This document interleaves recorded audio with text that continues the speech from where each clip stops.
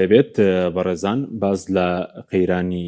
سوتەمەنی قەیرانی بانزین لە هەرێمی کوردستان هەروە جیاوازی نرخەکەی لەگەڵ عێراقیش دەکەین. دیارە ئەمڕۆ بۆ جارێکی دیکە وەزارەتی تەمەنە سروشتیەکانی هەرێم بڕیارێکی نوێدا لەبارەی هەرزانکردنی نرخی بانزین ئایا بڕیارە جێتێتە بواری جێبەجێکردنەوە کە نرخی لیترێک بنزین نۆرماڵیان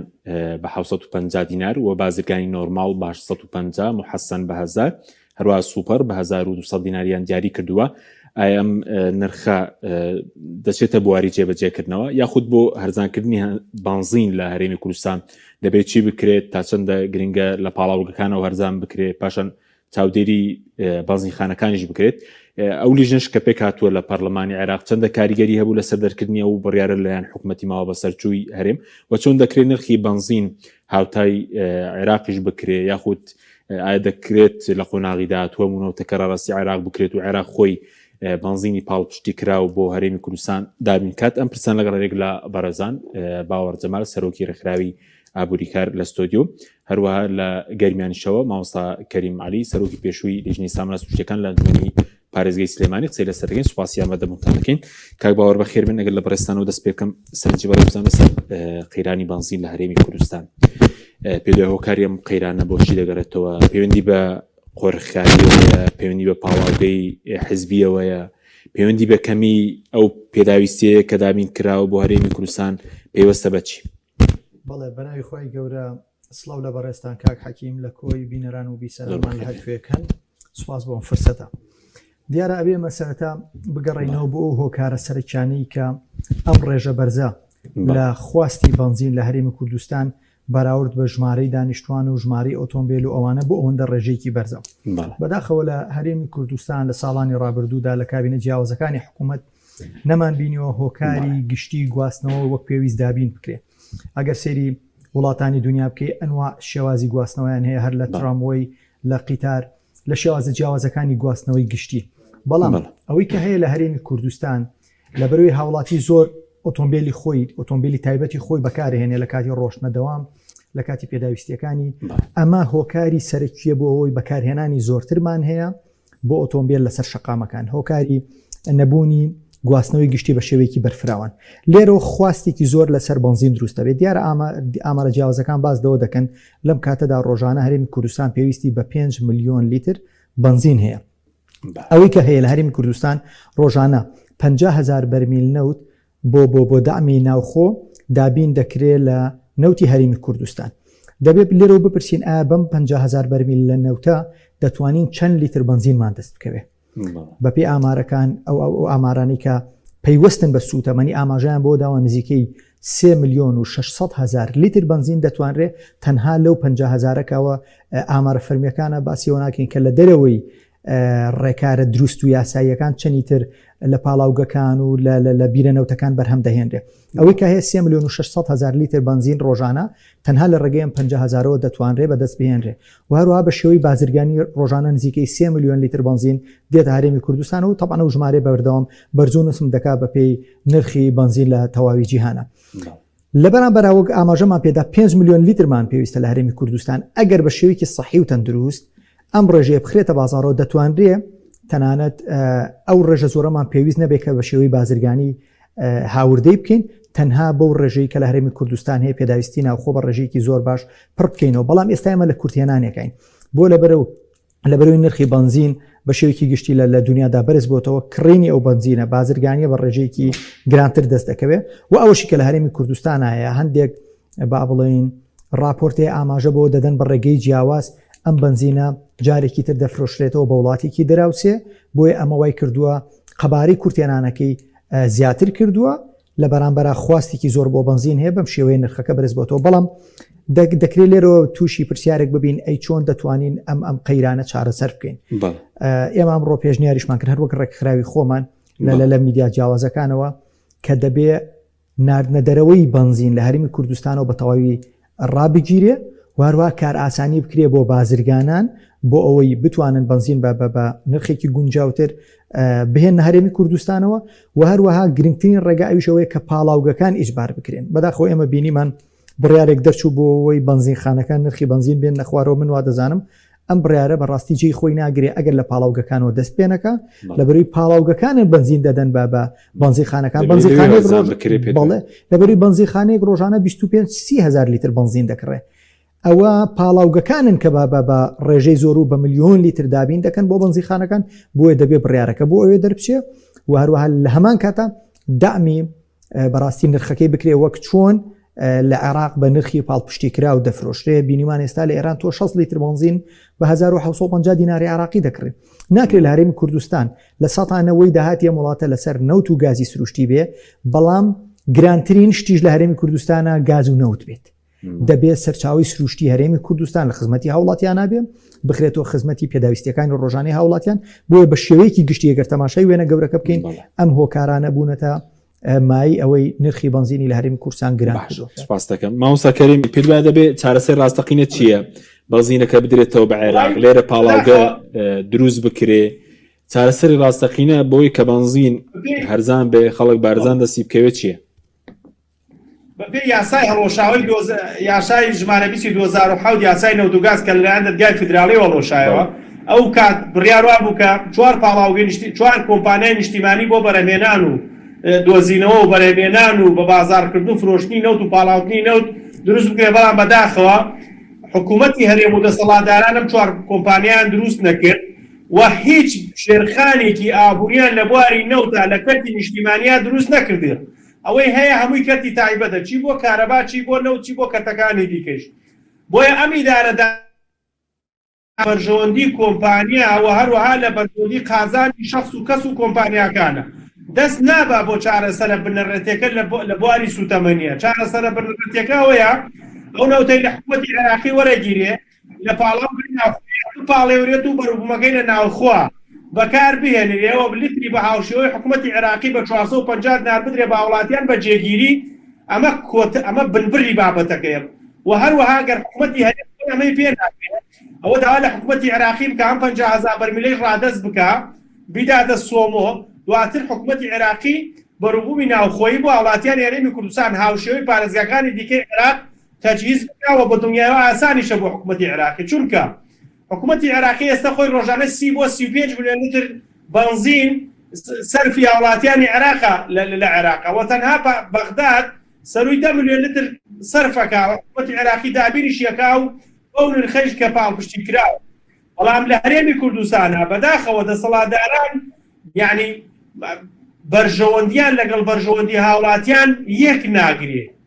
بەرژەوەندی ئەوان لەلایەن بەرژەوەندی هاوڵاتیان لەلایەکە، بۆیە ئەوان بە دوای بەرژەوەندی خۆیان ناڕۆن، دوای بەرژەوەندی قازانجی هاوڵاتیان هەرێمی کوردستان ناڕۆن. ئەگینا زۆر هاوکێشەیەکی ئاسان و سادەیە. یعنی من زۆر جاوتومە ئەیان بیانەوێت چارەسەریکەن لە چەند سەعاتێکی کەمە ئەم گرفتە چارەسەر نەکرێ و گرفت نامێنێ. بەڵام بەداخەوە ئەمان مەبەستیان نیە بابەتە چارەسەرکردن. بۆیە ئەبینی ئەم بڕیارە سەر و سەمەرانەش دەدەن کە ڕۆژانەی بینیم بڕیاری ئەوەی هاوشێوەی ئەمەی ئەمڕۆ کە شەرعێتەدا بە گرانکردنی نرخی سوتەمەنی و هەروەها سەلمێنەری ئەوەیە کە پاڵاوگەکان و بازرگانان لەژێر دەستی دەسەڵاتدارانی باڵایە لە هەرێمی کوردستان. چونکە بینیمان ئەگەر بنزینی هەرێمی کوردستان هەمووی بازرگانیە، چۆن سەرۆکی حکومەت بەبێ هیچ پاڵپشتیەک و بەبێ تەرخانکردنی هیچ داهاتێک ئەڵێ من بنزینی کرد بە 850 دینار، ئەڵێ من بنزینم لە 1500 دینارەوە کرد بە 1000 دینار. ئەگەر خۆی شەراکەتی و تێکەڵاوی لەگەڵ کۆمپانیا و پاڵاوگەکانە نەبێت چۆن ئەتوانێت بڕیارە بدا؟ یعنی چۆن ئەتوانێت دەستکاری نرخی بازرگانی بکات بەبێ ئەوە 1 دینار بۆ پاڵپشتیکردن دابنێ. واتە شەراکەتی و پاڵاوگەکان و بازرگانانی سوتەمەنی ڕەبتیان بە خۆیان وە و چی کاتێک بیانێ نرخ گرانەکەن، چی کاتێک بیانێ بنزین لە بازار کەمەکەن و چی کاتێک بیانێ نرخەکان دابەزێنن. بەڵام بەداخەوە تاکو ئێستش گوشارێکی ئۆتۆ لە دەستیان لەسەریان نییە کە پێیان بڵێ ئیستۆ بکەن بۆستن کاری ئەوە لێرە کۆتایی تێ نەوتی هاوڵاتیانی هەرێمی کوردستانە بەپێی دەستوری عێراقی ئەبێ هاوڵاتیانی هەرێمی کوردستان خۆشگوزەران بن لە پاڵیا، نەک ڕۆژانە ئێواران دزی بکەن لە گیرفانی هاوڵاتیان. هاوڵاتیە کە ڕۆژانە ئێستا بنزینەکە بەو خەرارەی کە ئەمڕۆ ئەنجومەنی وەزیران یا خۆزاری سامانە سروشتیەکان داوێتی لیترێکی بنزین مەفروزە بە 450 دینار بکاتە ئۆتۆمبیلەکەی مەڵێ بە 800 دینار، واتە لە هەر لیترێکە 400 دینار شرعەتی داوە بە دزینی 400 دینار لە گیرفانی هاوڵاتیان کە موچەیان نییە کە بژێوی ژیانیان نییە باشە بۆ ئەم 400 دینارە بۆ ئێمە نەوتی ناوخۆی خۆمان نەدەین بە پاڵاوگە ناوخۆیەکان و هاوڵاتیان خۆشگوزەران بن لە ساڵی 1990 ئەماناتونەتە سەر حکم هەموو ئەم خەیرانانە بووە ئەمانەش لەسەر دەسەڵاتدا بن من لێرەوە بە هاوڵاتیان دەڵێم ئەم خەیران و گرفتانە بەردەوام بێت چونکە ئەمانە ئیدارەدانی ئەم خەیرانانە لە بەرژەوەندیانایە داهاتێکی زۆریان دەسەکرێت داهاتێکی خەیاڵیان دەسەکرێت کاک حەکیمەوەی من لێکدانەوە بۆ کردووە تەنها لە فەرقی 450 بۆ 900 دینار لە گاز و لە بەنزینە ئەمانە سەروی 13 تریلیۆن دیناریان تەنها لە ساڵی 2014ەوە دەستکەوتووە تاکو ئێستا ئەم قازانجە زەبەلاحە دەستی لێ هەڵناگرێت مەگەر بە گوشارێک وەکو معەمەر قەزافی پێ بکرێت وەکو حوسنی موبارەک و وەکو سەرکردەکانی دەوڵەتانی ناوچەکان بەشارەسەریان پێ پێمانە ئەگینا ئەمانە بە لێکتێگەیشتن و بە ڕێکەوتن و بە دانیشتن و بە قسەی خۆش من دڵنیای هاوڵاتیانەکەم وەکو ئەمان دەست لەم قازانجە زەبەلاحی خۆیان هەڵناگرن بەزەوەی کە بەڕێزت باست کرد لەو 50,000 بەرمیلە ئەگەر پاڵاوگەکە باش بێ 3,600,000 لیتر بنزین بەرهەم دەهێنرێ بەس ئێستا پێشتر وەزاری سامانە سروشتەکان باسیرەوە کرد بوو کە 1,500,000 داخەنە بازاڕەوە لەو 50,000 بەرمیلە کەواتانی نیوەی زیاتر نازانرێ چیشی لێ دەکرەوەی تریش خۆیم ژمارانەی ئێمە ئاماژەما پێداون ئەمانە ژمارەی راپۆرتی زانستین و لە 147 هەر بەرمیلێک لە نەوت لە کاتێک ئەگەر سەرەتان نەوت چڕێکی قورستریشەوە شارەزایانی بەتایبەت و بوارا بێ قسەی لەسەر بکەن بەڵام راپۆرتەکان ئاماژە بۆ دەدەن تەمان دواترم چڕێی کەمتر دەبێتەوە لە 147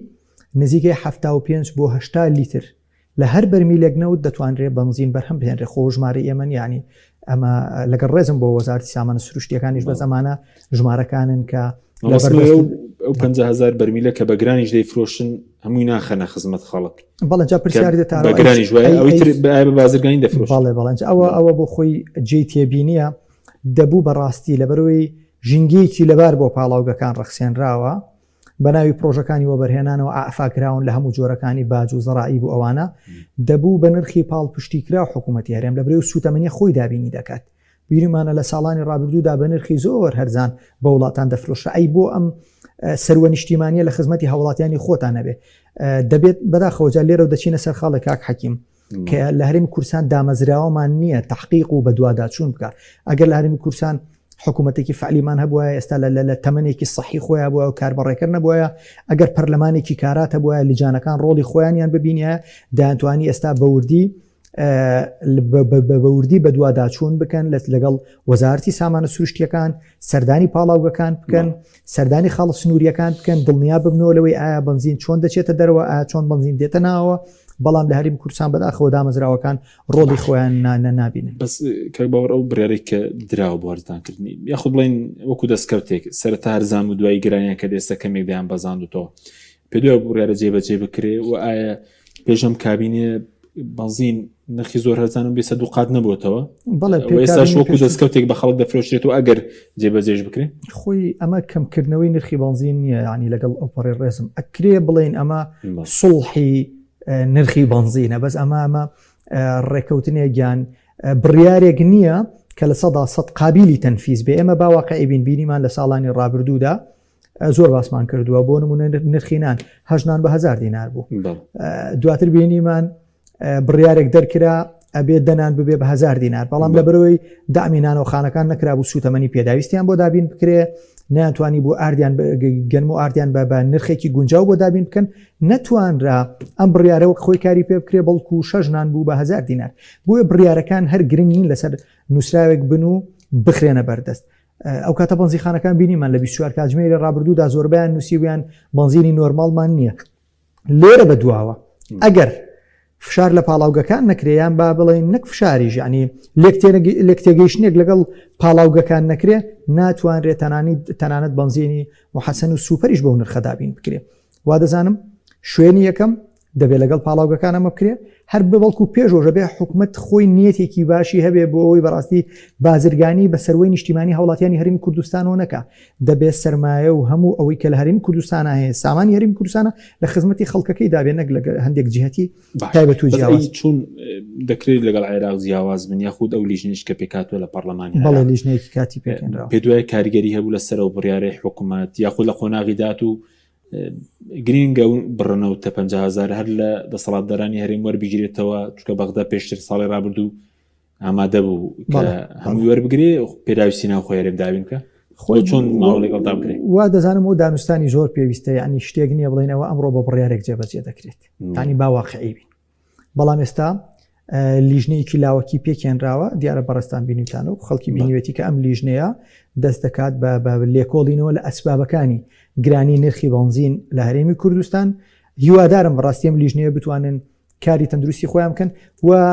زۆر کاری پێویست نییە لیژنەکە هەر بە سەردانکردنی پاڵاوگەکان و بازار و ئەمانە زۆر بە خێرایی دەتوانێت راپۆرتی خۆی بەرز بکاتەوە بۆ ئەنجومەنی نوێنەرانی عێراق بەڵام ئەمە دواتر پێویستی بە لێکتێ گەیشتن هەیە لە نێوان هەردوو حکوومەتی فیدرال و حکوومەتی هەرێمی کوردستان بۆی بزانن چۆن ئەم بابەتە چارەسەر دەکەن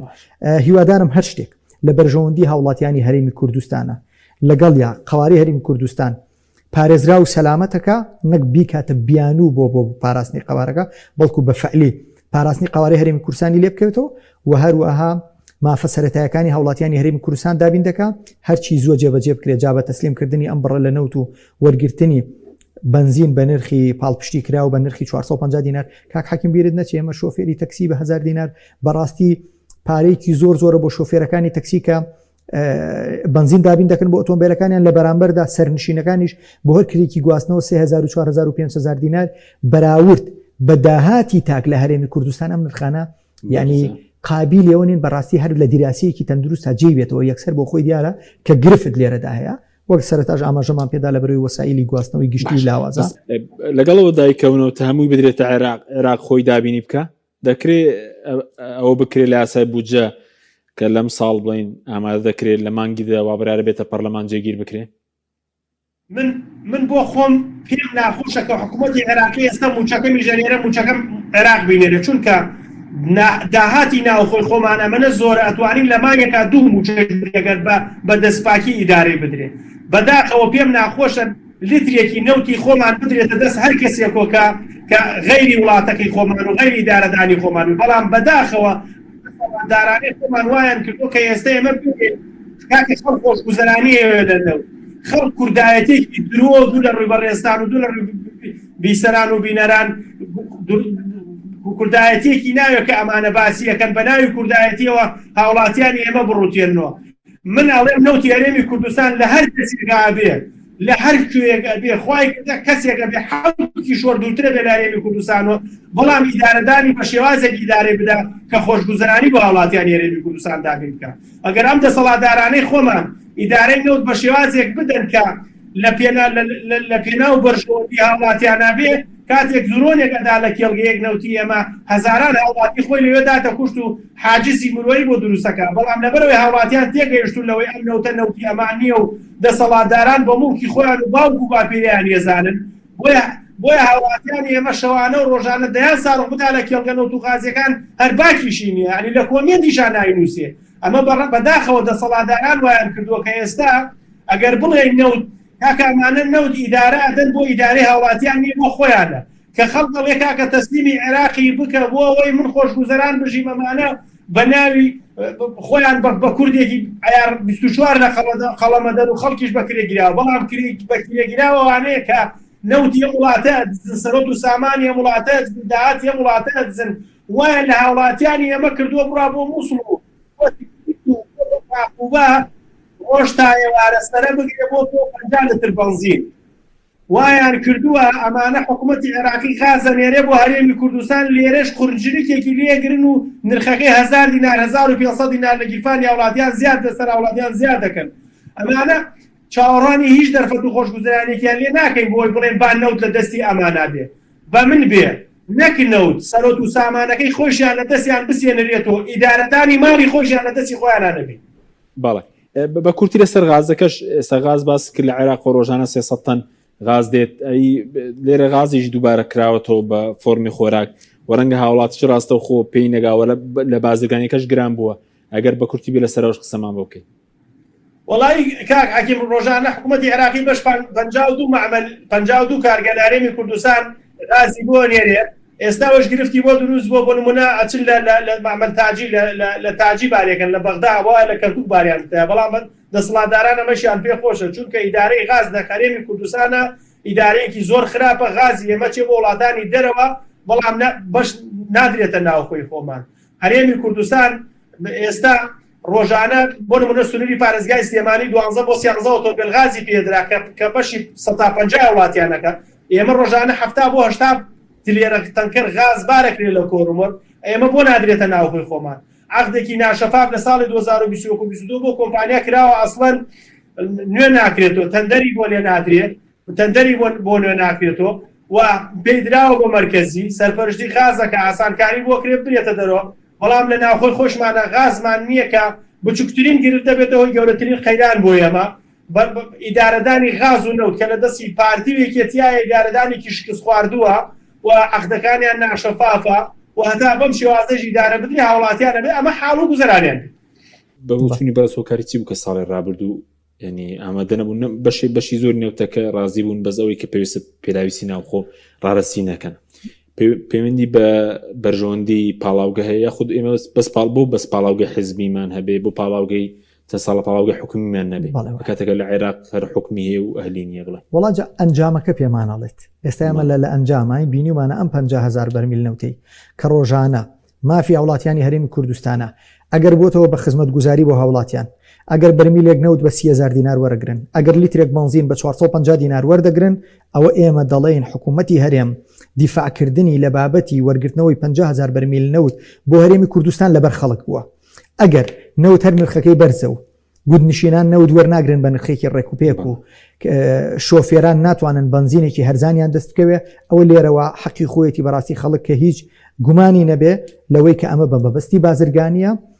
بەداخەوە دەرئەنجامەکە پێمانەڵێ ئەمە بازرگانی پێوە دەکرێت جیا لەمە کاک حەکیم بیرمان نەچێ هەر ئێستا ڕۆژانە حکوومەتی هەرێم 1200 مێگاوات کارەبا دەفرۆشێ بە حکوومەتی عێراق ئەم کارەبایی دەیفرۆشێت تەمان حکوومەت خۆی نایفرۆشێ بۆ بورە کۆمپانیەکانی وێزگەکانی کارەبا دەیفرۆشن بەس ئەم وێزگانە پێویستیان بە سوتەمەنیەکە لەلایەن هەرێمی کوردستانەوە دابین دەکرێت هەر لە گاز و لە نەوت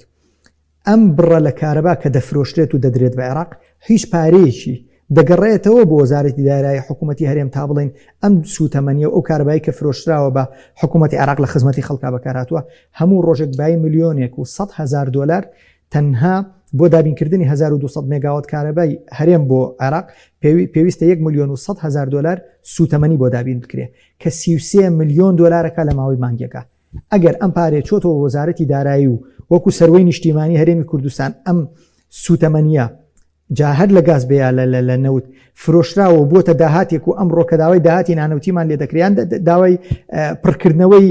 ئەو پشکە دیاریکراوی حکوومەتی هەرێممان لێ دەکرێت بۆتە هۆکارێک بۆی تەمینی موچە خۆرانی پێ بکرێت وەڵای ماڵین دەستیان خۆش بێت بەڵام ئەوەی کە هەیە تەنانەت بەداخەوە بازرگانی دەکرێت بە فرۆشتنی وزەی کارەباوە بە سوتەمەنی هاوڵاتیانی هەرێمی کوردستان بێەوەی دینارێکی بگەڕێتەوە بە وڵاتیانی هەرێمی کوردستان بەس ئێستش کێش هەیە لە چوونی سوتەمەنی لە بینی پارێزگاکان سەبەن لە سلێمانی بڕوا بۆ هەولێریان لە هەولێرەوە بێت بۆ ئێرە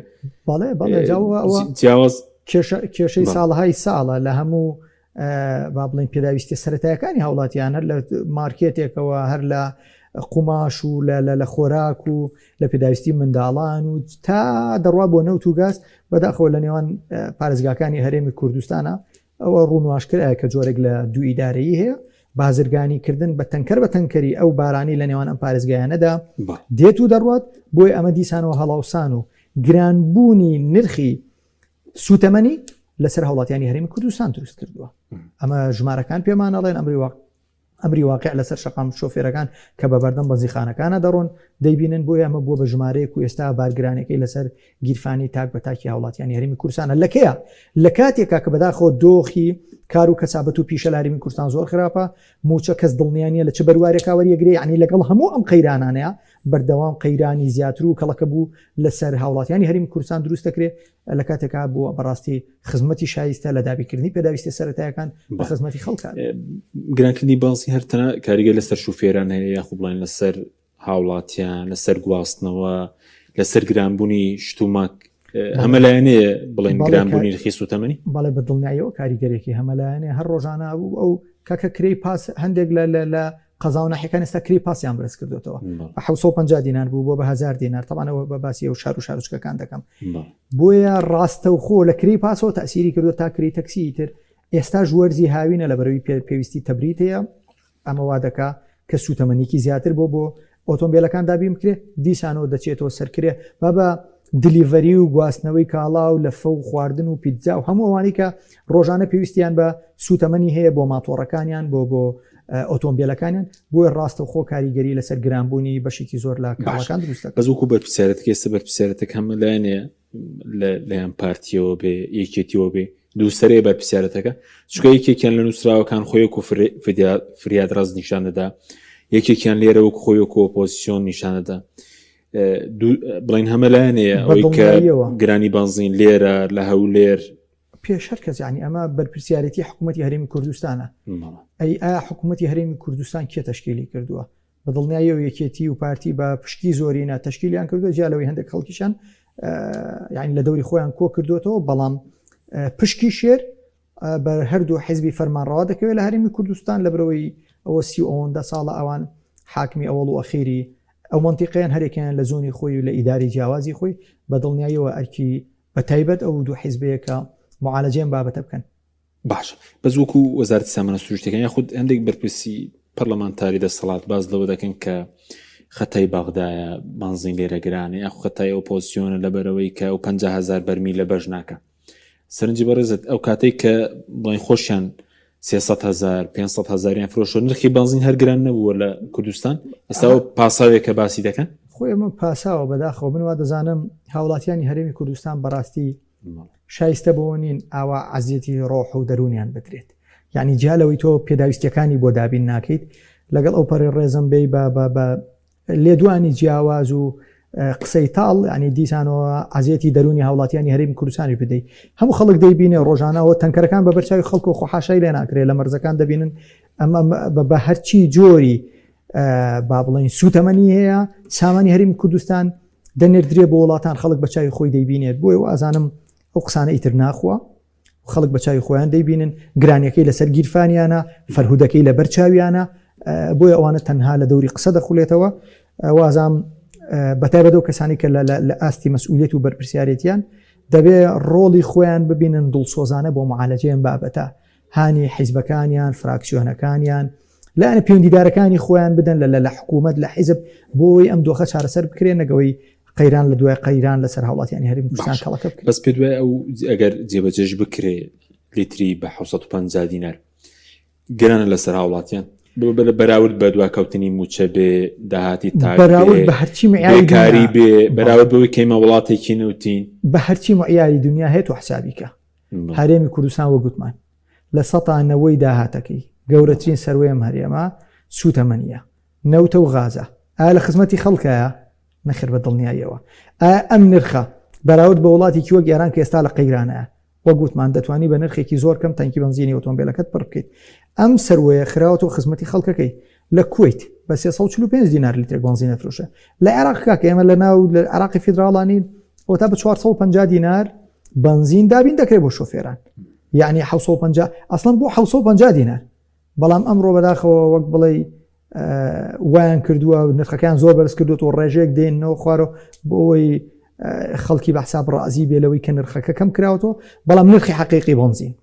و مافیا وڵاتیانی هەرێمی کوردستان 450 دینار بەراورد بە عێراق بەڵکو ئەبێ کەمتریش بێ بەراورد بە گیرفانی هاوڵاتیانی هەرێمی کوردستان لە عێراق بە 450 دینارە هەموو سەریمانگێک موچە خۆران موچەکانی خۆیان وەرەگرن لە 10 ساڵی ڕابردوودا لە هەرێمی کوردستان نزیکەی 66 موچەی خەڵک لە وادەی خۆی دانەدراوە یان لێبڕینی بۆ کراوە یان فەوتاوە یان هەر جۆرێکی لە ناوە جیاوازەکانی کە بەسەر موچایە دایانهێنا ئەگەر بێ بەم معیار حسابیکەیت دەبوو لە عێراق کەمتر دەبوو بە نیوەی نرخەکەی عێراق بێ بۆ لەبەرەوەی خەڵک نیوەی شایستەی خۆی وەرگرتووە یعنی لە 10 ساڵا موچەی 5 ساڵی وەرگرتووە ئەگەر بۆ معادلەی حسابیکێ بوو بە میوەی نرخەکەی بێت بەڵام بەداخەوە ژمارەکان وامان پێ ناڵێن مەسئولیەت و ڕۆڵی حکوومەت پێمان ناڵێ کە ئیرادەیەکەیە بۆ چارەسەرکردنی ئەم بابەتە تەنها لە سەرپەڕاوێک و ئەعلام و ئەوانە لەگەڵ ئەوپەڕی حرمەتم ژمارەکان بۆ خۆی دێت و دەچێت ئەگینا لە ئەمری واقعە بە ئەو برادرانە بۆ پەڕی حرمەتەوە بۆ خۆیان ئێستا بڕۆن بە شقامەکانە سەردانی بەنزیخانەکان بکەن بزانن ئایا تحقیقی ئەو نووسرا و ئەو بڕیاری کردویانە ئامانجی خۆی پێکاوە یعنی والله زۆر بەلام و عجیبە کاک حەکیم تۆ هاتووی بڕیارێکی وا دەرکردو خۆت بە گرانتر پێفرۆشی هێ بەنزیخانە ناتوانێت یعنی بەنزیخانەیە هەموو ڕۆژێک ئەوێت 15-20 میلیۆن دینار زەرەر بکە لە پای چی خۆ بەنزیخانانە و ئەزانم 30 دینار و 40 دینار لە هەر لیترێک قازانج دەکەن لە فرۆشتنەوەی بەنزین خۆ ناتوانێت بەزار پاڵاوگەکانی خۆیانەوە کە لە پاڵاوگەکانی خۆیانەوە بەڵێ کە دەیفرۆشن باشە بەس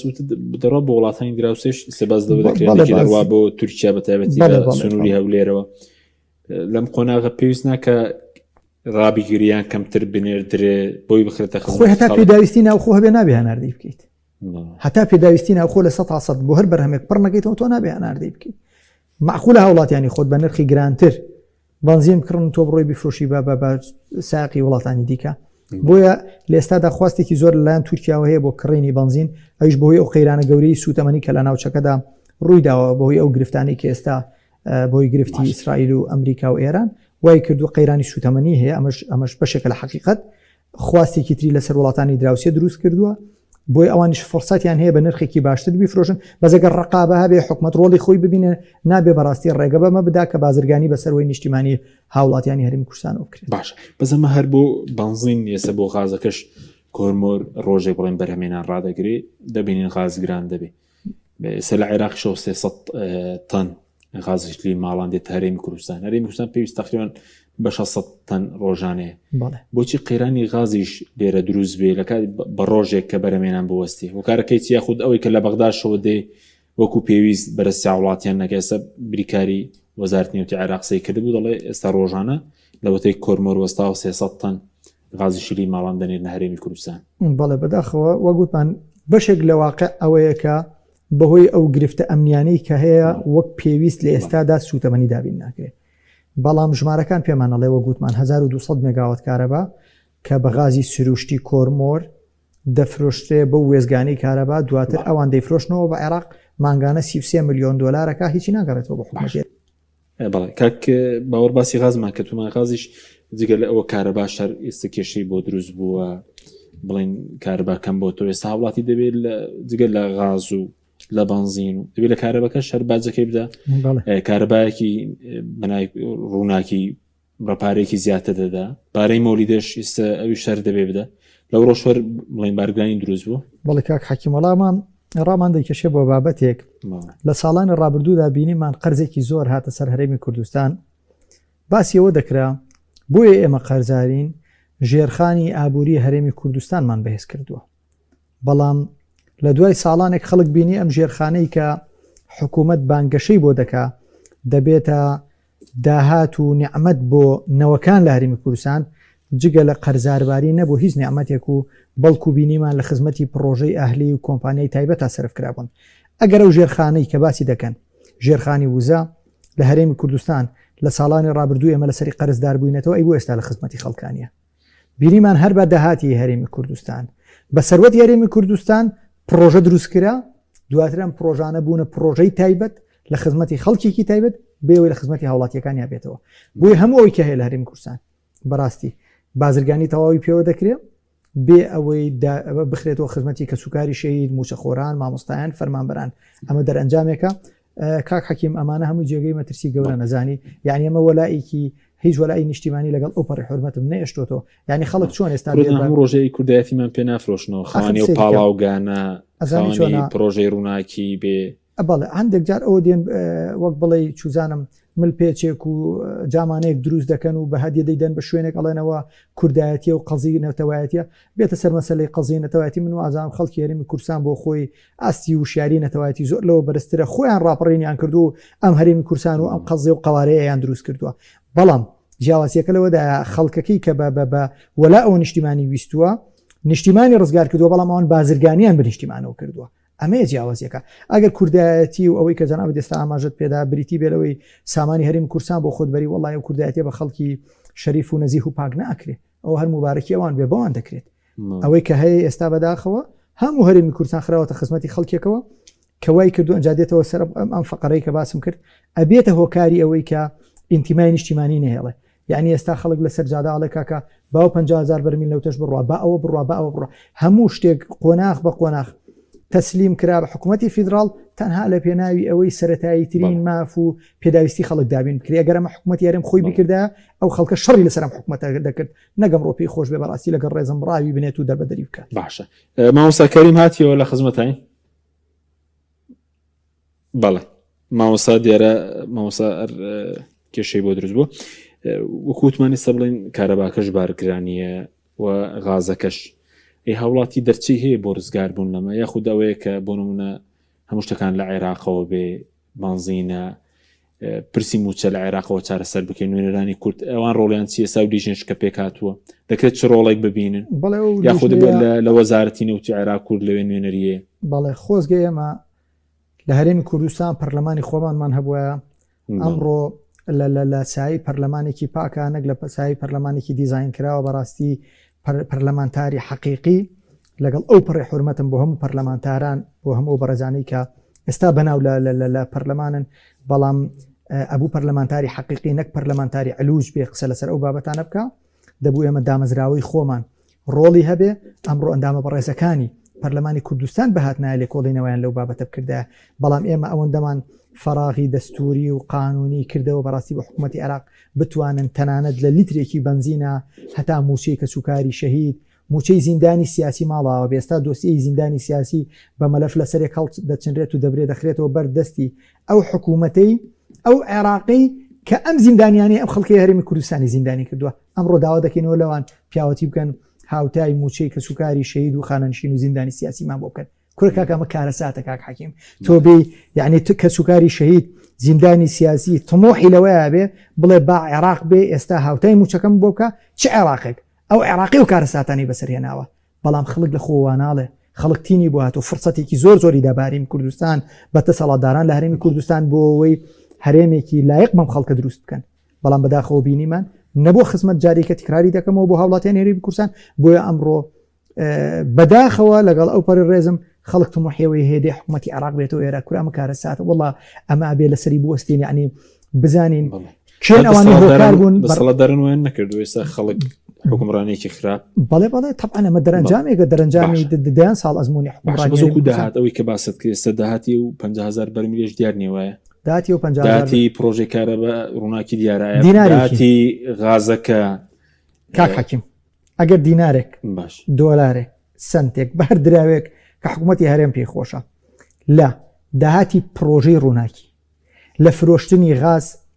لە فرۆشتنی 1200 مگاوات غاز کە دەدرێ بە وێزگەکان بۆ کارەبای 1200 مگاوات کارەبا دەفرۆشترێ بە عێراق کە مانگانە بای 33 ملیۆن دۆلارە ئەگەر ئەم 50,000 بەرمیل نەوتە کە بە بازرگانی دەفرۆشتێ دینارێکی دەگەڕێتەوە بۆ وەزارەتی دارایی بۆ حکوومەتی هەرێم بابێن لە راپۆرتەکان ئاماژەی پێ بدەن بینیمان لە ڕۆژانی ڕابردوودا راپۆرتی 7 ساڵی وەزارەتی دارایی بڵاو کرایەوە دۆلارێک دینارێکی تیانە لە ئەو جگەرە و قاچاقچێتی کە دێت هەرێمی کوردستانەوە هەموو ئەو جگەرەی کە دێت هەرێمی کوردستانەوە بە قاچاق دێ نابێتەوە بەداهات بۆ هەرێمی کوردستان سوتەمەنی هەموو ئەو ڕێگایانی کە با بڵین داهاتی گەورە دێنەوە ئەو کۆمپانیانی کە بەڕقەمی گەورە قازانجە تەنانەت کۆمپانیەکانیشیان باز نادەن ئەو کۆمپانیانە بەناوی پرۆژەوە بەرهێنانەوە کۆمپانیا گەورەکانی تایبەت بە بوارە باز نادەن بەزنانەوە خانەیەکە بێت 100,000 دینار بدە سەرتاشخانەیەکە بێت 250,000 دینار بدا ئەوانەی کە بە بەڕقەمی گەورە خەریکی کۆکردنەوەی سامانن لە سایی هەرێمی کوردستانە هیچیان دینارێک ناگەڕنەوە بۆ ئەو خەڵکە بەڵام دیسانەوە ئەوە خەڵکی هەرێمی کوردستان و موچە خۆرە باجەکەی دەدا پێشتر پرسیارم لێ کردی لەسەر پارتی ویکێتی ئێستا هەردووکیان بەشدارن لە گرانکردنی بانزینەکە هیچیان نەفریاد ڕەس و نەیچیان ئۆپۆزیسیۆنن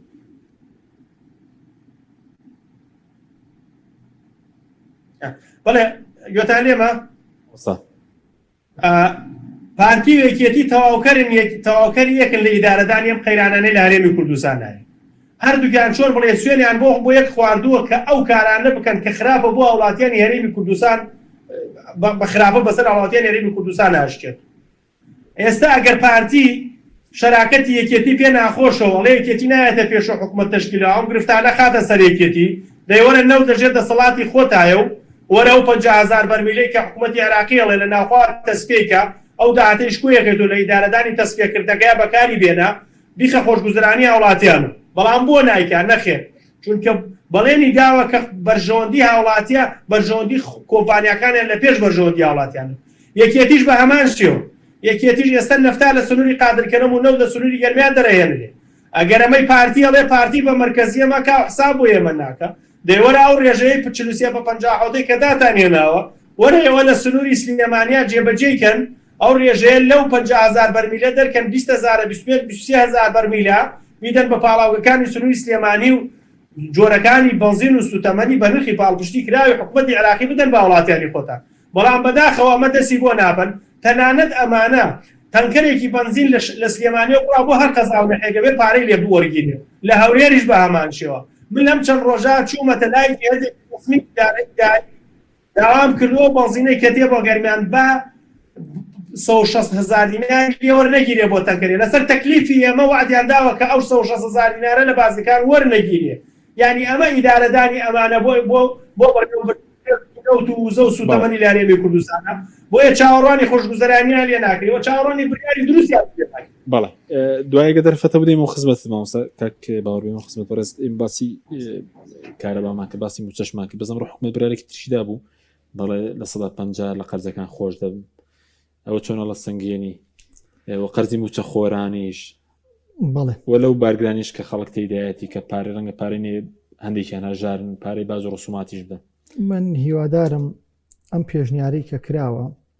لە پێناوی ئەوەدا بێ کە بەڕاستی هاوڵاتیان بتوان قەرزە کەڵەکە بۆکانیان بە جۆرێک لە جۆرەکان لەگەڵ حکوومەت ساف بکەن نەگەوەی مەترسی و فشارێک بێ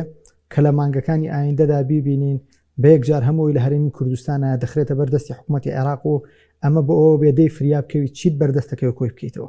ئەمە زۆر جێ تێبینە و ئەوەی کە هەیە خۆزگە لە باتی ئەوەی کە نیوەی ئەو قەرزە لێ خۆشببوونی بۆ دەکرێت لە قەرزی موچەی مۆچە خۆران پشکێنرایە یعنی ئۆکی قبولمە هاوبەشێکی کارەبا 2 میلیۆن دیناری لایە لە 150 داشکانی بۆ دەکەی ملیۆنە دیناری لێوەردەگری وەک ماف و ئیمتیاز پێفرۆشیتەوە بەس هەر ئەو موچە خۆرە 50 میلیۆن و 60 میلیۆن دیناری لای تویە خۆ موچە خۆرانیش بوازانم بەشیان ئامادە بن و سۆڵح بکەن لەگەڵ حکوومەت نیوەی قەرزەکانیان بنەوە لەگە کە حسابەکەمان دادەخین یعنی بەڵام لە هەر بارودۆخێکە هەر شتێک کە هۆکار بێ بۆ ئەوەی بەڕاستی ڕێژەیەک چونکە هاوڵاتیانە ڕۆن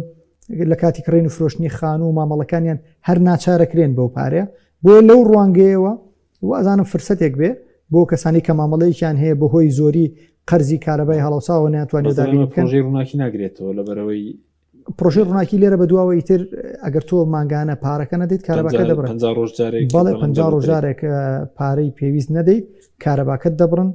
بەڵام بەداخەوە کەس نییە محاسبەیە حکوومەتە بکە بڵێ ئەیکە تۆ بە 50 ڕۆژ و بە چەند مانگ و بەوەندە ساڵ موچەی منت نەدا ئەی من ئەمتوانی چی بەرامبەر تۆ بکەم باش ئەی بۆ موچەکەش بە وەکو دوا پرسیار ئەمڕۆ باز دەکرێت لیستی موچە و میزانی مڕاجعات تەسلیم کرابێ چەندە گرینگە ئەم کێشی 120 میلیارە ژێگلا بکەنەوە بۆی هاوڵاتی باجنەدە چکە بەغدا لە مانگەڕا بدوش چاوەڕێ بوو زوو بینێرن کەنایەنە تاخیر بوو دوایی بڵین مەقاسەکرا بەڵێ ئەمە وازان کێشەیە کە بەردەوام دووبارە دەبێتەوە هەتا یاسای موازنە لە پەرلەمانی ئەنجومەنی نوێنەرانی عێراق خوێندنەوەی بۆ نەکرێ و دەنگی پێ نەدرێ ئەم بارودۆخە بە دڵنیاییەوە هەر بەم شێوەیە بەردەوامە بێ و ئەبێ هەمیشە موچە خۆران دەستیان لەسەر دڵیان بێ دەی ئەم مانگە چ داواکاریەکێ دەی ئەم جارە بتوانن پارەکە دابین دەکەنیاننا بیرمان نەچێتەوە پارەی مامۆستایانی گرێبەست خۆبەخشەکان هاوکاری خۆبەخشەکان هەموو ئەمانە بەڕاستی گرفتی گەوریان بۆ دروست دەبێت لەبەرەوەی ئەوانە ڕاستەخۆ لە داهاتی بەش نەکراوە بڵێ بۆ ئەمە چەند مانگێک کاتێک کەڵەکە دەبێت وازانم مافی دەیان هەزار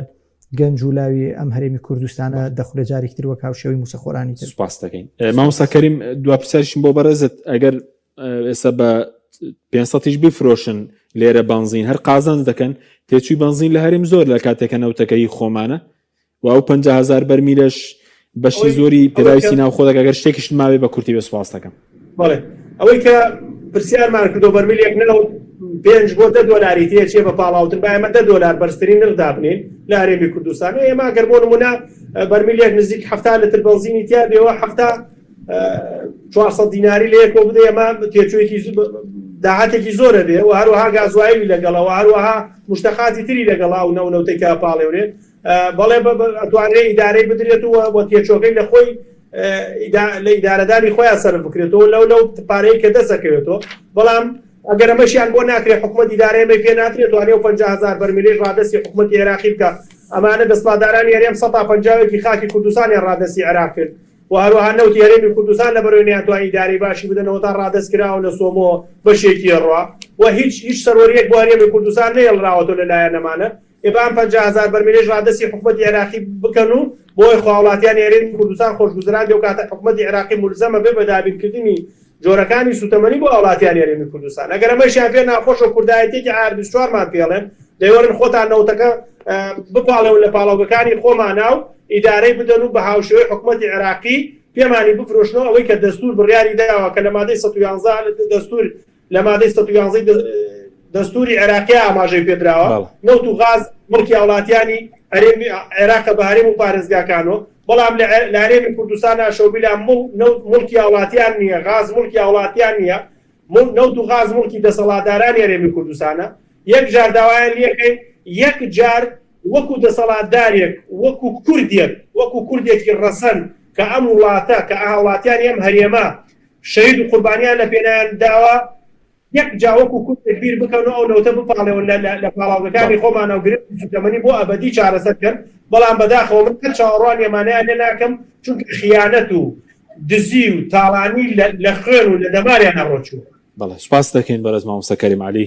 سەرۆکی پێشوازی سامانە سروشتەکان لە ئەنجومەنی پارێزگای سلێمانی کە لە گەرمیانەوە لەگەڵ ماوەی سوپاسی ئامادەبوون دەکەین کە باوەڕزەمان سەرۆکی ڕێکخراوی ئابوووریکا سوپاس بۆ جەنابیشت سوپاس بە بینەرانی مەڕێ سوپاس بە هۆکاران خواتان لەگەڵ